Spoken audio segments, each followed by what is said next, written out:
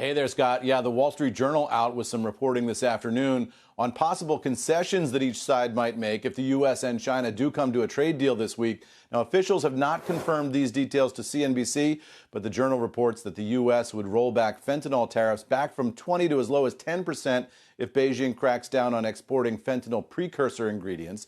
The paper cites people familiar with the talks for those details. Now, the meeting between President Trump and Chinese leader Xi Jinping is slated for late Wednesday evening U.S. time. And in the run-up to that, the president's been holding face-to-face meetings with leaders of Asian nations, setting up framework agreements that he hopes are going to buttress U.S. economic relationships in the region.